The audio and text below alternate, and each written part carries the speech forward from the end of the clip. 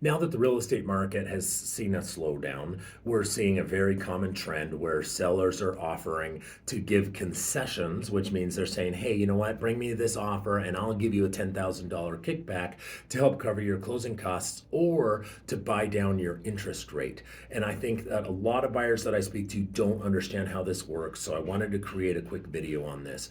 Basically, lenders say, hey, you know what? The par rate is whatever it is. Let's just say 5.5%. That's the rate that you would get today without paying any extra. You still have your standard closing costs, but without paying extra money.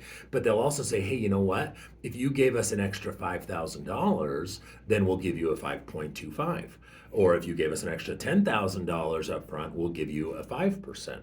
And sometimes that's worth it and sometimes it's not. And I can help you analyze whether that is a good solution for you. But we are working with a lot of clients who say, you know what, I really want to do that. I'd rather pay $10,000 up front with the seller's money, by the way, in order to get my lower interest rate. And that will make my house more affordable. And I don't have to be so stressed out about how much higher the interest rate is. So if that's something you'd like to learn more about the pros and cons of doing, let me know and we can talk about whether it's a good solution for you.